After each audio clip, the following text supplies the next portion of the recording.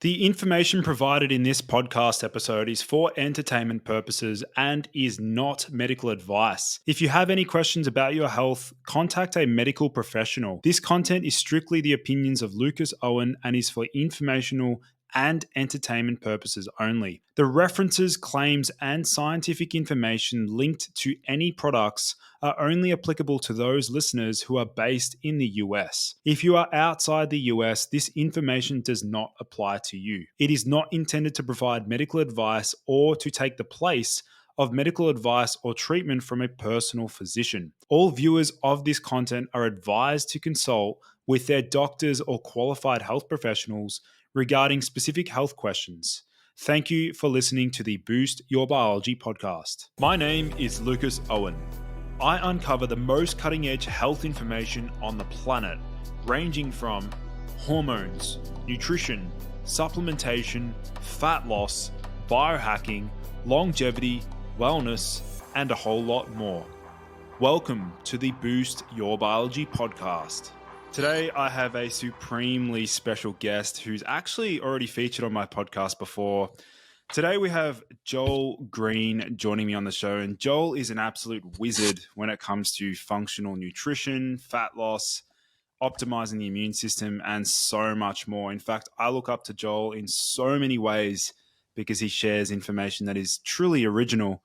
And so, Joel, welcome to the show. Well, thank you. Thank you for that overly kind, glowing, very, very kind. Thank you so much, Lucas. It's great to be here. It's great, just great to hang out and talk again. So it's been a while. Yeah, awesome. So, Joel, maybe for my listeners, my audience has grown quite a lot since we first spoke. Did you want to share a little bit about your journey and how you got interested in optimizing human health? Yeah, I probably at the highest level, the foundational aspect was I don't come from great genetics. So my mother had issues with hypoglycemia her whole life, died of cancer. My dad was a diabetic, died from kidney related issues from diabetes and so health was always really important to me. And then my mom really stressed it from a very young age, like really young. So about 5 years old, I kind of got into fitness just through Jack LaLanne on television. And I grew up with it. It's just always around me. And I just happened to be in the right place at the right time with respect to a lot of different movements that just hit. And because I was always pushed at such a young age, I was just always into it. So the running craze hit. It's why I'm massively old. This was in the 70s.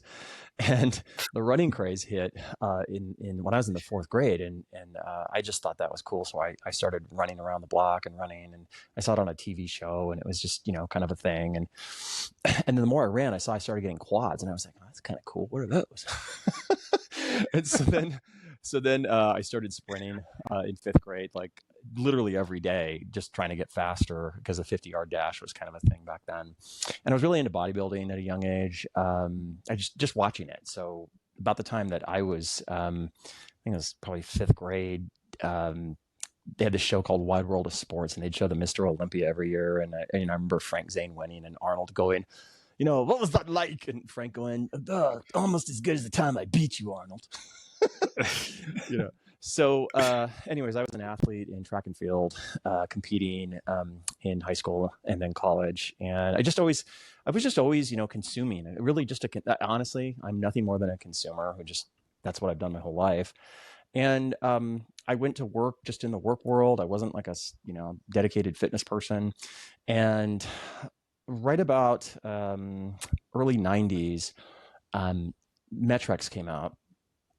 And I went on Metrex, and actually a guy you should have on your show eventually would be a guy named Yemeni Mesa. He was the first Metrex guy, and he worked at Quest. Is this MetRx? Yeah, MetRx. Okay. Yeah. And for those of you who don't know, so Metrex was before Metrex. It's kind of a history of fitness. There were what were called metabolic optimizers, and this was at the time, a bunch of pasty goo that you'd stick in a pouch and, tell your consumers it did something, and they would, give it to bodybuilders jacked up on steroids and go, look what it did to him. So Metrex came out, which was by Dr. Scott Connolly, and was really promoted by Jeff Everson and Bill Phillips. And blew up. And the first iteration of that stuff was insane. And we'll talk about this later on today, but I'd never really, apart from athletics, like in athletics, I'd reached super low body fat levels, like lower than anything else I've ever done. But that was just, from competitive track and field, you get really ripped. But I'd never, prior to that, really used diet. And so I was on Metrex for a while and just got peeled to the bone on that stuff. I mean, ripped. And everybody was like, wow, what's your secret? And I was just, your typical gym rat, working out, doing sprints and all that. And so the interesting thing was about 4 or 5 years later, I started just eating uncontrollably.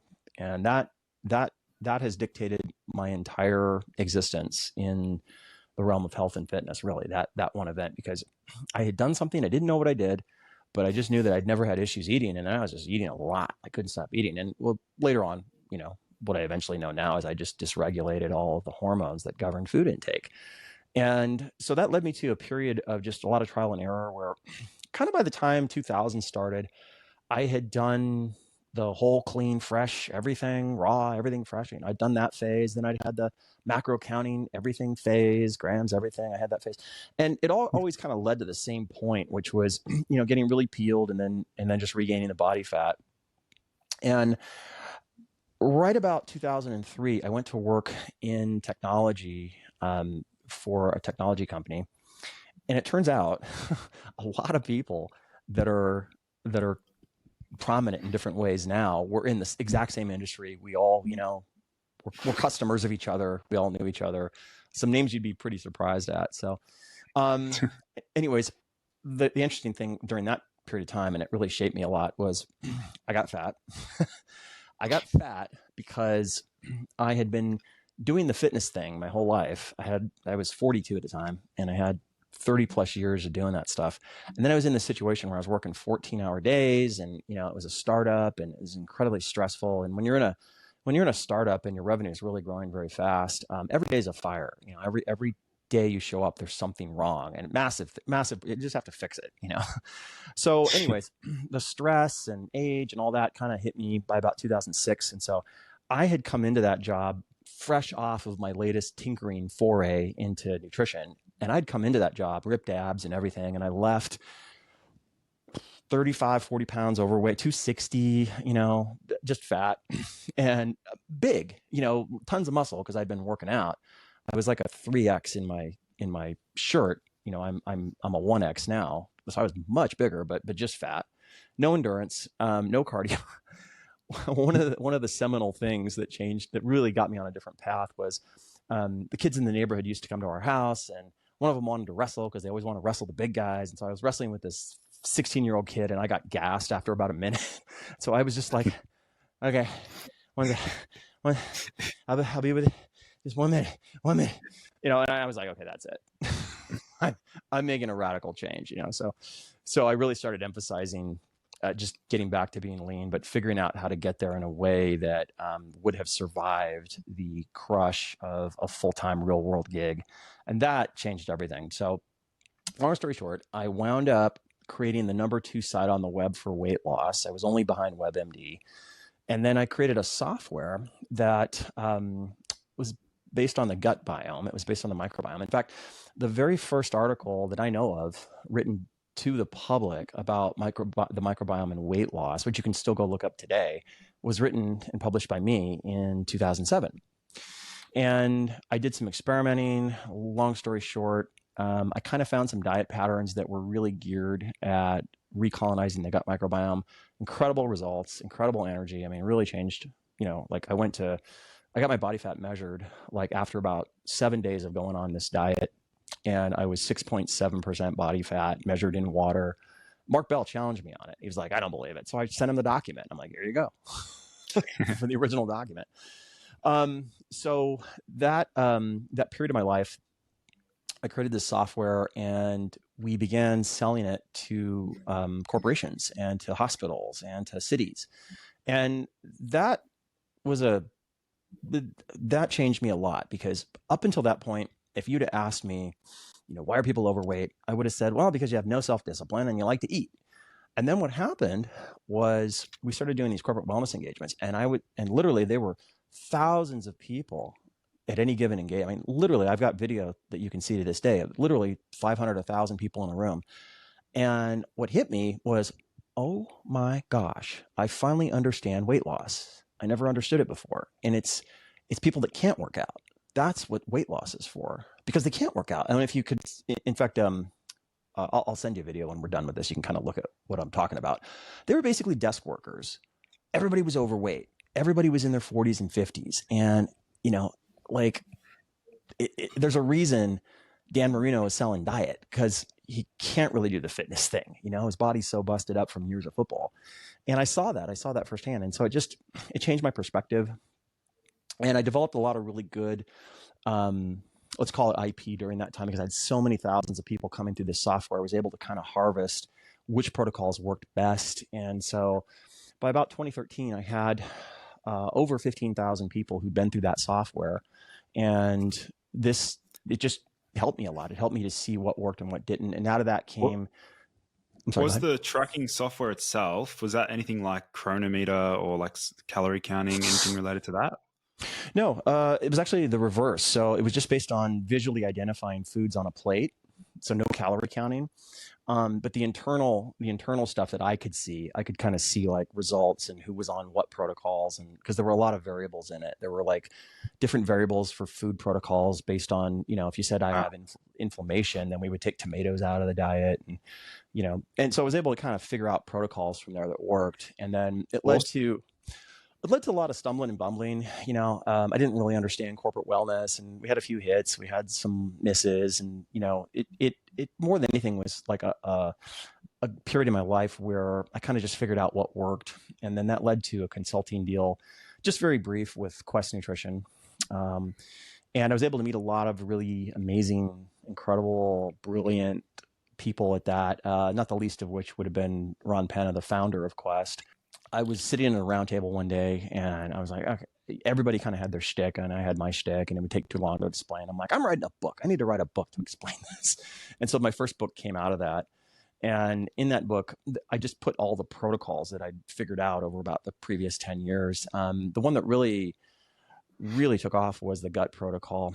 And that basically involved feeding very specific bacteria to replicate the immune system that we had when we were young, just simply based on the interplay between a couple of species, Akkermansia muciniphila, and then the family of bifidobacteria, which are innately involved in immunity. And so if you could feed those species, you could literally reset the immune system we had when we were young. And so that protocol just took off like gangbusters.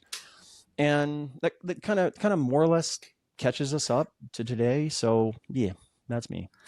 Yeah, no, it's incredible. I mean, quite the journey. And I think the one thing that caught my eye early on was the information you provide about functional foods, Joel. And before we get into that, I want to actually hear more about your athletic career, because that's something that I've started incorporating a lot more again, which is sprinting. And I feel like sprinting is by far the most effective exercise to drop body fat. But tell us about, like, when you were doing that sprinting protocol, or when you were training yourself, like you said, you felt like you literally dropped so much body fat. Do you still do any sprinting today, or like, how's that evolved? Yeah, no, it's been part of my life going back to really my teens.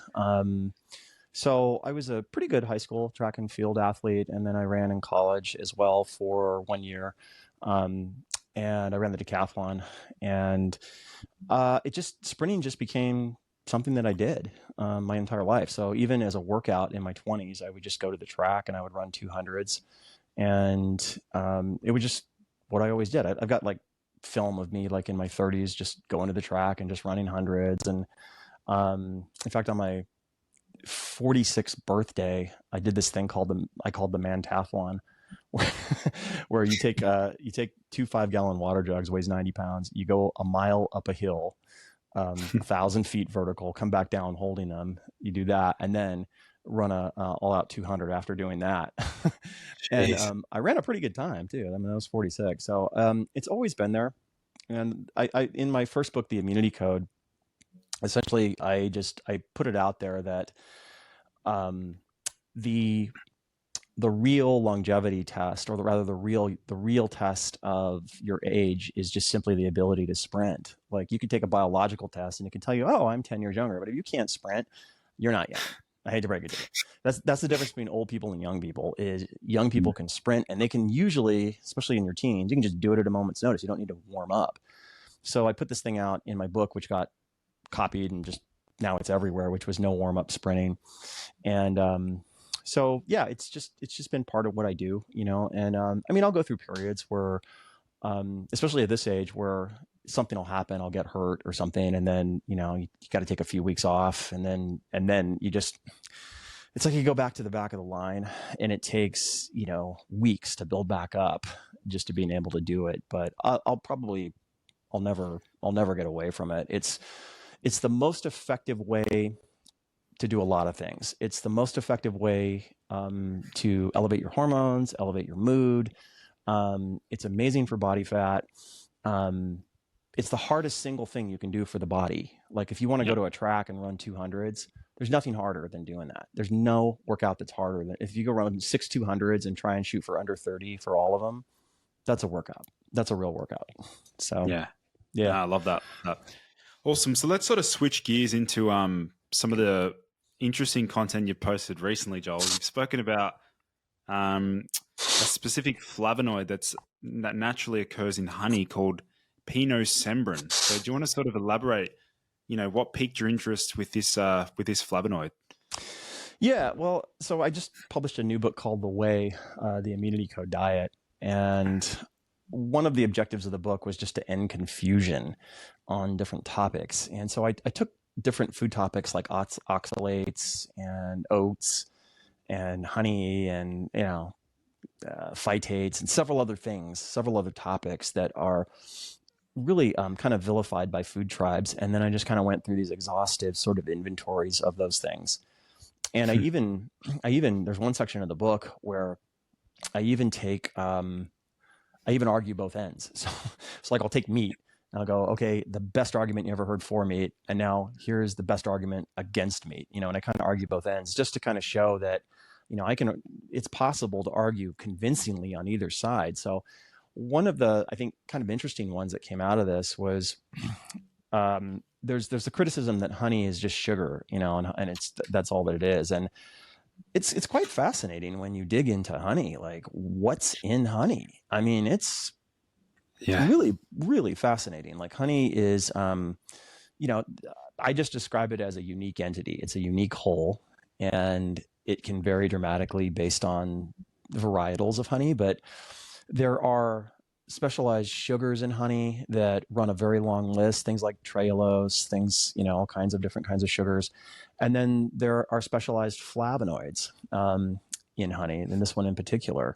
And the interesting thing about this one is its application as a drug target. Like, when you begin to look at the research, like, what aren't you making a drug for with this stuff? Like, it's a flavonoid, and it seems to impact just about every area of human biology in some positive way. And so when you inventory like what it does, well, it's anti-cancer, seems to help with depression, seems to help with, obviously inflammatory issues, seems to help with so many things. It's very interesting. The drug companies are all over it. I mean, there must be 30, 40 different drug lines coming out of this, just one single flavonoid in honey. So it just speaks to these reductionist arguments, trying to make everything a macro, trying to look at something like, oh, it's a carb, it's a macro. And I think what's interesting about that is that we are in this age of semantic mind control to a degree where we are so powerfully controlled by the words we use that we kind of miss things sometimes, is how I would put it. Definitely. I think, I'm fascinated by some of the flavonoids that are found in these foods, and pinosembrin is definitely one of them. You were actually the first person that introduced me to trehalose, which was an incredible, versatile, functional sugar, which I'm sure you're still probably leveraging till this day and have found new applications for it. But I think going back to what you said before around, you can find arguments really pro consumption of meat versus no, let's not consume meat. And have you applied that same lens or application to the argument between PUFAs, so these like canola oil, safflower oil, sunflower oil versus like these saturated fats at all? Whew, boy, that is such an interesting topic. Boy, where do we start there? Yes. So high level, a few ground rules. So the first thing to factor in on this one is that you're not going to see the same effects at all points in time. Okay, that's completely missing from the spectrum of diet today. In other words, we are under this assumption that the same thing is going to always work the same at all points in time. That's just a myth. That's not how. Well, first of all, it's not how anything works. Like you talk to doctors, they'll tell you that. No, the drug's not going to really work after about 5 years. You talk to bodybuilders, the steroids don't work as well later. It's also true of foods. And so there are basic forces at work in the body. There's 4. There's accumulation, there's degradation, there's compensation, there's attenuation. And all 4 of these forces change how things work over time. So when we look at the pros and cons of, some of these types of oils versus saturated fats, the first thing that we have to start with is that we have to get out of the good bad paradigm. We have to get out of because that's just going to mire us in a non-reality. The non-reality, let's take saturated fats. The non-reality is, oh, well, saturated fats are good. All the studies have been debunked. You can eat butter and eggs till the cows come home. Or the other end, which is, oh, no, there's an overwhelming weight of evidence that shows saturated fats are bad. No. You're in that. Well, if you just apply the variable of time and those forces, what you come up with is that the exact same saturated fat, for example, can have wildly different effects on you at one point in your life. Like in your 20s, 30s, you can eat eggs and butter and meat till the cows come home. When you get to your 50s, there are differences in things like the state of your vasculature, where the same saturated fats can be pathological. Okay, so we're not dealing with this black or white proposition, and that's true of all of these things. Okay, so let's just lay the ground rules there. When we get to looking at different types of oils, the first thing is that if you just look at the research, you can find a lot of benefits for oils that are vilified. Like you look at, for example, like the worst of them all. Let's say canola oil. There's a lot of benefits in the research for canola oil, like that you can look at. I'm not a fan of canola oil, but I'm just saying, if we were just to be pure empiricists, what are the research studies usually focusing on with canola oil? Is it mostly around the fact that they don't raise, I don't know, blood levels of triglycerides? Like, how are they justifying the use of canola oil? Yeah. So let's take the vasculature first. So something that's super underserved with the vasculature has to do with the interplay between what are called the NOx enzymes. These are the NADPH oxidases. And these are the body's only known enzymes that produce free radicals. And they line the endothelium, they line the vasculature, and they perform a number of functions. Probably the most important is that they throttle free radical production in very specific timing and ways and related to mechanisms so that they maintain glucose homeostasis. I mean, that's and nitric oxide mediated vasodilation. So when we're young, they work perfectly. They work the way they're supposed to work. And they produce hydrogen peroxide that interfaces with phosphatases that turn off the glucose transport pathway. And so they inhibit these phosphatases. There's one in particular, PT, I think it's PT, I forget the number on it, but anyways. And so they essentially work as a feed forward mechanism helping glucose transport. And that's great. What happens though as we get older is they fall apart, and they basically start hyperproducing free radicals. So they make too much hydrogen peroxide. That's a disaster, because in the endothelium, the net of it is that glucose transport becomes impaired, and more importantly, they change the way the body handles saturated fat significantly. And so saturated fats, where once they really had no effect, can be very, very detrimental once the NOx enzymes go. And that typically happens in conjunction with the decline of what's called the glycocalyx. So the glycocalyx is this furry mechanism that's a tension sensor inside the vasculature. It's these hairs. And what the glycocalyx does is sort of senses tension based on blood flow and vasodilation. And you can kind of think of it like the shock absorbers in your car. It's very important mechanically speaking. And imagine driving your car with no shock absorbers. That would not be good for the car. So what happens is, as we get older, you hyperexpress NOx enzyme free radical production, and interferes with proper production of nitric oxide in the endothelium. At the same time, you lose the glycocalyx. And so what happens is the vasculature opens up and it potentiates basically cardiovascular disease. And so when those mechanisms are not functioning properly, then saturated fats can become a real issue. And so it's not this black and white of are saturated fats good or bad. It's not so much that. It's what point are you at in life, and what's the condition of the vasculature and the endothelium and the activation state of the NOx enzymes. That changes the whole picture dramatically. So, what we've seen a lot of is these sort of polarized tribes arguing with one another about the black or the white or the good or the bad of things without taking into account time and taking into account, how the very same thing can affect us completely differently at different points in time.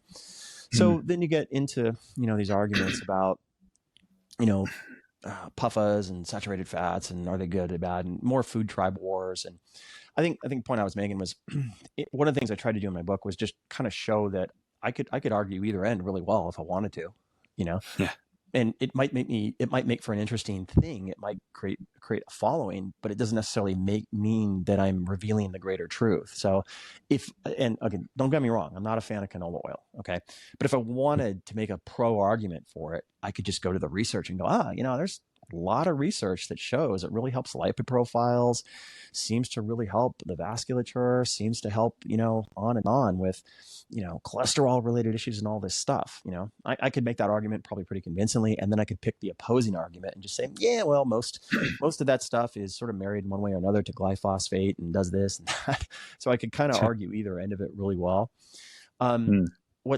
What gets lost in that is just the bigger picture, the bigger truth, which is that we've all missed the impact of time and how time changes the equation. So these things by themselves, let's just refer to whole foods for a second, not manufactured foods, but whole foods. Generally speaking, there's a very important reality that is lost, and it once you get this, it eviscerates the food tribology of this era. And it's that the opposing food groups, the ones that you're demonizing, like let's say I'm a meat guy and I hate plants and I'm demonizing plants. It's the plants that protect me from the toxicities in the meat. And in reverse, it's meat that rounds out the equation, protecting me from the lackings of plants per se. So they work together in very synergistic ways. And so, that's a rant. I mean, I can go on for hours on that, but no, but I actually really like that sort of perspective, and I'm glad that you're looking at it from that angle, because I'm similar to you, Joel. Like, I have been very open-minded with nutrition, and I think it's a sign of a good scientist, someone who's not dogmatic. That's an important trait of a well-informed, educated researcher. It's actually critical just to think critically about nutrition. In terms of some of the elements associated with meat itself, I know you've also been interested in some of the peptides that are now being discovered in meat that probably confer major health benefits that we've never really considered before. Mm-hmm. So yeah. Go ahead. I'm sorry. Go ahead, finish your question. Just with those peptides that are found within meats, I mean, what have we uncovered so far in terms of, what they may be doing to our health, or how they may be impacting our metabolic functioning? Well, probably one of the most important aspects that maybe doesn't get enough play just has to do with angiotensin converting enzyme and the renin-angiotensin system, so blood pressure management. And so there are peptides in meat I think it's like APPV4. It escapes me the exact nomenclature top of my head, but just suffice to say, there are very powerful antihypertensive peptides in meat, and they have an extremely beneficial effect not just on things like blood pressure, but also on management of the renin-angiotensin system, which historically it was believed that this was just concerned with fluid balance. And now post-COVID, with the whole ACE receptor thing, we know that, metabolic health itself relies to a large degree on, the ACE receptor and these things working properly. And there are peptides in meat that are very beneficial for that particular aspect. And there's quite a few others. I mean, there's a number of different types of peptides in meat. The one we all know about is, BPC-157 and, some of those different types of peptides. But suffice to say that meat is essential. We need it, and we need it particularly for the intestines, the upper gut, and it's the optimal food for the upper gut. In every way, it's the optimal food for the upper gut. That being said, plants are the optimal food for the lower gut, and they work very synergistically together. More synergies than not. One good example is when you look at just there's no real and lasting health without accounting for the commensal bacteria, because they are so entwined with the immune system. Just for listeners, just to give you a quick overview, you have the family of bifidobacteria, very specific species in there. They're intimately entwined with antigen sensing. They potentiate antigen sensing in the gut. They potentiate the uptake of antigens into dendritic cells or dendrites. You have the gut commensal, the gut lining commensal Akkermansia, which is very much entwined with regulating T cells and different ratios of T cells, those bifidobacteria, and they are very, very synergistic. So it's very difficult to make an argument for health without the presence of these bacteria, because they're so entwined with the immune system. And so then what you get into is this thing of like, well, when you look at these extremes, like, well, just, I'm just going to do the all meat carnivore thing. What you wind up with is you're going to get some spillage into the colon every day. You're going to get 10, 15 grams of amino acids reaching the colon. And when you look at the bacteria that ferment amino acids, there's nothing good. They're all cancer promoters. Okay, you have bacteria like Fusobacteria nucleatum. That's a cancer promoter. Well, what happens is when you have synergy in the diet, a mix between plants and animals, the locus of fermentation shifts away from the protein fermenters and shifts more to the saccharolytic, more to the carb fermenters. And you get a balance. You don't get the negative aspects. So that you get the negative aspects nerfed, and then you get the benefits of meat, and they work very synergistically together. So this is an interesting discussion because, over the years, I've also been very selective with which vegetables I'm consuming in my diet. And nowadays I've landed on like carrots, onions, white button mushrooms. I definitely try to avoid like kale and spinach, like the ones that are generally speaking higher in oxalates. But what is your stance, and what have you seen with most people nowadays, like their tolerance factor for these vegetables? Well, there's a massive hole running through the oxalate issue, and that is that.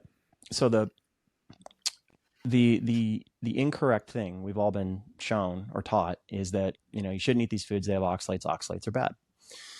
There's a reality that's been left out of the picture. The reality is that there are over 761 species of bacteria that detoxify oxalates in the gut, and they are mostly in the commensals. So they're, your species of lactobacillus, your species of bifidobacteria. It's a big list. The outdated notion was that it was just one bacteria, O-formagenes. Well, that bacteria, turns out, doesn't even detoxify oxalates. It's actually a network of bacteria. And so what you find is that the way nature has set things up is that, just go do a survival course, a ton of them out there. You'll see that nature actually has a very specific meal plan that is provable and repeatable to whoever does it any part of the world. And it's, you throw someone in nature, immediately they start foraging. So in the middle of foraging, they're just going hungry. We call that fasting. Okay. Some people call it famine. but you're foraging, and foraging is this pattern of getting less preferential foods, not things that you prefer to eat. Like you might eat some green leafies, you might eat some things with oxalates. Well, it turns out that the foods that contain those very often stimulate the bacteria that detoxify the oxalates in the gut.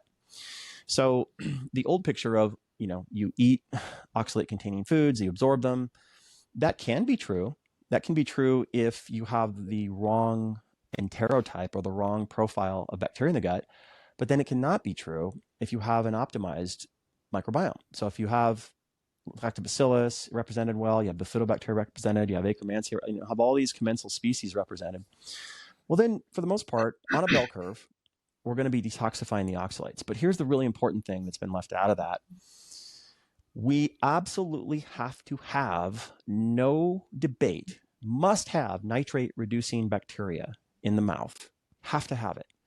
The reason is, particularly as you age, without the nitrate reducing bacteria, which are fed by nitrates in the diet, dietary nitrate, green leafy vegetables, things that contain oxalates, without those in the diet, then as you get older, the conversion from nitrate to nitrite is not happening.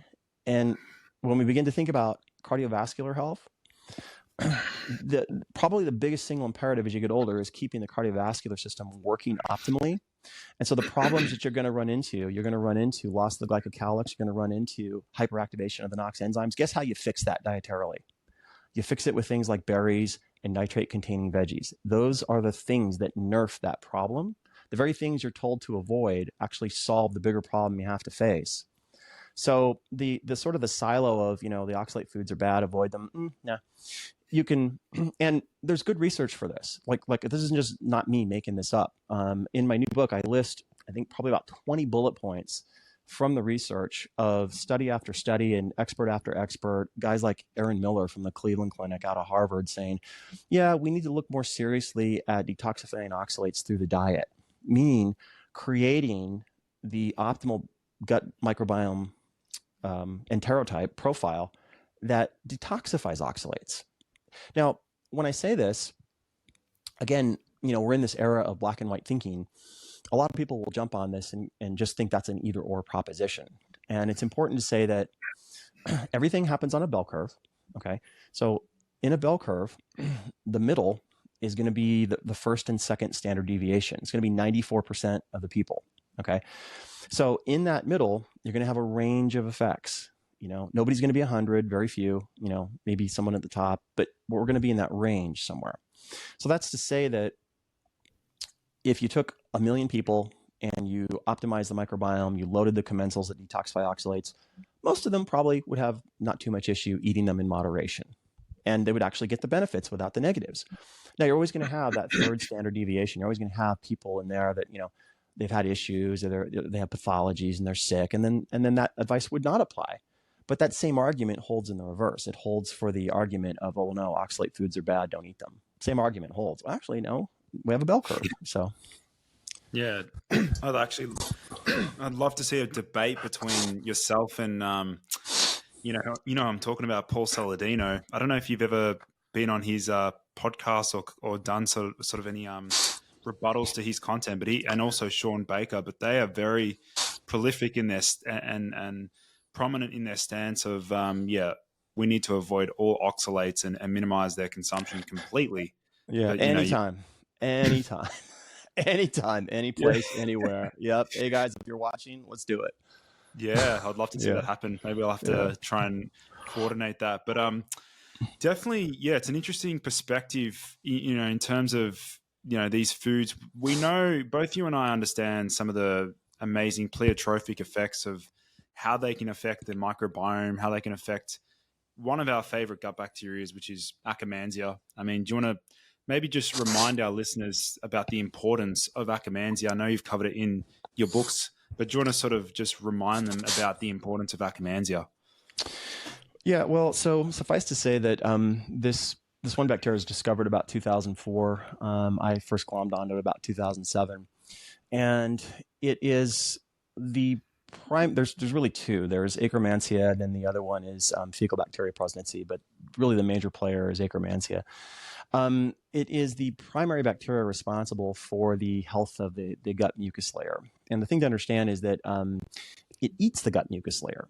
So its food is mucins. So in the gut mucus layer, you have these glycoproteins, and that's its food. So it eats those. So it actually thins the gut mucus layer out. But in the process, it's creating metabolites and doing a number of other things that activate genes in the gut mucus layer that produce a thicker, more robust layer. So generally, that's good. Generally, that's what we want. And it's very much involved in the immune response, and it modulates the human body's immune system in a number of different pathways. I think I mentioned T cells, but it also modulates IgA and sensing of antigens and a whole bunch of things. And it works in concert with bifidobacteria. So when these two are present, you have an optimized immune system by optimizing, which is really kind of a cool proposition. Like you can actually selectively feed a couple of bacteria, and then the net of that is that you can really optimize the internal immune environment in the gut. Akkermansia is interesting because it does a number of things. One of the things that's interesting about it is that it primarily prefers endogenous nitrogen as its food source, meaning exogenous nitrogen in the diet actually can reduce populations of it. So it prefers endogenous, meaning mucus secretions. That's what it feeds on. And so it lives in the lining of the gut, not so much in the lumen. And when you flood the lumen with nitrogen, you can actually suppress Akkermansia to some degree. So what we see with Akkermansia is that it thrives on a few things. It thrives on phenols from berries. Phenols seem to feed it. It thrives on fasting because it thrives on endogenous nitrogen, meaning nitrogen secretions. So when you essentially are fasting, you actually can replete Akkermansia to a degree. And it's a bit of a double-edged sword. So what can happen is if you're doing too much fasting, or too much of a thing, you make too much Akkermansia, it can actually wear the gut lining out. And so you see this with starvation. What you see in starvation is that the gut lining is just completely worn out. And it's because you're actually feeding too much of this thing. So like all things, it requires balance. But what's cool about it is it's involved in glucose control. It's intimately involved in helping blood sugar, helping insulin work effectively. It's a GLP-1 agonist. So when you have Akkermansia, it actually triggers GLP-1 in the gut. And so what's cool about it, I think the takeaway from the immunity code in my first book was that you can, A, selectively target this thing through some feeding techniques, and then B, it confers a lot of benefit. So there's a lot of simplicity compounded into just understanding what this bacteria is and understanding how to feed it. Mm. You mentioned GLP-1 agonists. Yeah. I mean, this is definitely a trending topic at the moment in terms of Ozempic, semaglutide, and some of these other compounds in terms of assisting with weight loss via shutting off satiety. But they do deep down work on many other pathways. It's not just appetite signaling. It actually helps with many other pathways. But over the years, Joel, like I'd imagine you've come across some pretty unique, naturally occurring GLP-1 agonists or ways to actually stimulate the production of GLP-1. So do you want to sort of elaborate on that?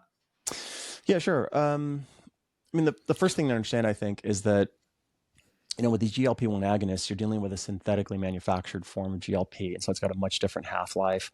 And so, food is never going to work the same as the drug. The drug is just going to be more powerful. But that being said, understanding how to target GLP-1 from food, I think, is a skill that's definitely worth inventorying how to do. And so the first thing to understand is that, these gut hormones, or rather these receptors in the gut for GIP and GLP-1, the incretins, kind of a funny story. In 2012, I landed a hospital for my nutrition software, and we were nobody. So to get this deal, it took a year, and they kept parading like this round of deal busters in front of us. We had to explain how the system worked. And a lot of it was based on GLP-1 on the incretins. So they would parade these doctors and stuff in front of me. And I'd be like, well, see, a lot of it works on incretin targeting. So what we're doing is we're targeting GLP-1 and GIP. And they would just like look at me with these blank stare, like, what the heck are you talking about?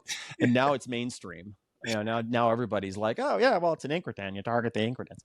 But now this is something I've been doing for quite a long time.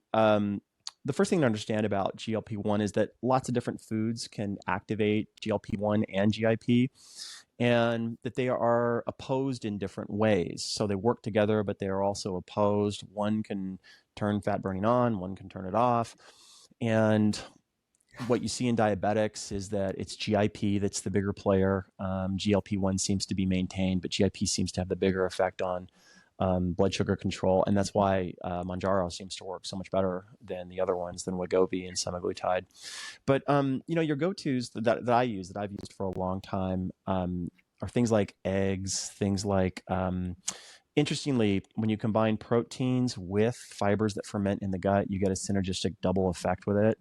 So if you take things like, this kind of sounds ridiculous, it sounds obvious, but if you take like steak and potatoes, you get a much more powerful effect on GLP, and it's because when things ferment in the gut, it's going to activate GLP, and then protein also activates GLP-1, and so those two things together work really well. Another one is honey and stevia. Both of those work very synergistically together. In the new book, I actually have a GLP-1 shake where I combine honey with whey protein, with stevia, with a few other goodies, all of which target GLP-1. And then the really important thing to understand is the timing. So the sequences are just as powerful as the foods. And we tend to ignore the sequences and focus on the foods, but the sequences have as much power as anything else. So when you time something like that, let's take the shake. So whey protein has a number of beneficial effects on insulin function. It will activate GLP-1, and then you combine that with like nut butter. So the fat in nut butter is going to activate GLP-1 and stevia, and then honey together. And now you got this massive GLP-1 activator. Throw in some resistant starch. The combination of whey protein and resistant starch has been shown to increase fat oxidation while activating GLP-1.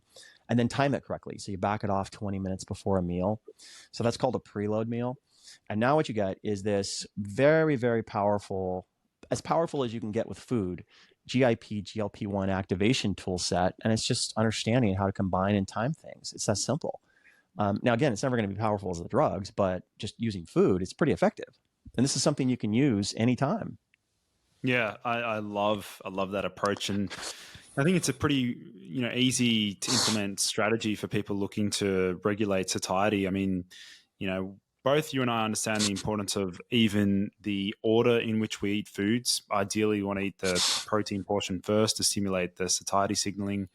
But even like, for example, you said steak and potatoes. Most people that eat a steak don't really feel nourished and full. Like they're looking for some sort of carbohydrate component to actually make them feel like, oh yeah, that was a beautiful meal. Like I just had a great meal. I'm actually full. I'm full now is what they say. I'm actually full now. So yeah, it's definitely an interesting pathway to look into, and the incretins and even like specific gut bacteria that are now being shown to help with that satiety signaling. It's just, Joel, I think the next 5 to 10 years is going to be a very interesting space. Just having a look at, where things are heading. Yeah. I think the stuff you and I've been talking about for a while now is catching on, and it's kind of the new cool party. Like, don't you notice this? Like whenever you're at a social gathering, all anybody's talking about is biohacking and food combining. And, it's kind of like it's the new stocks, like talking about this stuff. I was in a sauna the other day at the gym, and these guys are in there just talking about, yeah, well, the thing is, if you use TB500 with BPC 157, then it works better, bro. It's bro speak now. It's hysterical. Yeah. What's on the horizon for you, Joel? I mean, you're spending a lot of your time, I guess, with continuous education. Probably a bit of mentoring, maybe a little bit of coaching, writing books. Like, what's on the horizon for you, Joel? Yeah, I think we were talking a little bit about this before the show. So I've spent since 2006 just creating what to me was the solution to the problem that I ran into, which was how to how to control the body under real life circumstances. And everything that I've done has been towards that one end, which is, if I worked a job 14 hours a day, and I don't have time to work out and do this, I mean, what am I going to do to not get fat and not age fast? And so my last 16, 17 years was devoted to that. And now I'm really just focused on getting the message out there and, just promulgating that. I just finished a new book. And so making the podcast rounds, just growing that basic nugget that I've done now. I didn't really worry too much about the marketing piece. It kind of took care of itself, but now I'm probably just going to switch gears and focus more on that end of the business and just kind of keep doing what I'm doing, I think. Yeah, keep doing what you're doing. I mean, you're definitely one of the best in my eyes when it comes to understanding nutrition from a much deeper lens, and also like understanding things from a very unique perspective. And like you said before, being open-minded, not being dogmatic, is what I respect the most about what you do every day. So definitely keep doing what you're doing, man. You're making strides in the health optimization space. I'll make sure to leave all of the things you mentioned in the podcast show notes. But did you want to remind my listeners where they can connect with you, or they can check out your books? Yeah. So you can go to my website, which is veepnutrition.com, or an easier URL is theic.health, theic.health, or Veep, V like Victor, E like Edward, E like Edward, P like Paul, nutrition.com, either one. And so we got it all. we have the immunity code gut reset there, the original. Actually I've souped it up. I've added NAC glycine and some other things to it. And then the new book is there and all kinds of goodies. And then my Instagram is Real Joel Greene, and I just started an x.com Twitter, so that's Real Joel Greene. And then my TikTok awesome. I just started too. That's Real Joel Greene. So, and then I think by the time this airs, the new book will also be on Amazon as well. So that's me. That's incredible. Yeah. Well, thanks again, Joel, for coming on the podcast. It was a absolute pleasure chatting, and I'm sure there might be a round 3 in the future. So yeah, thanks again. Yeah.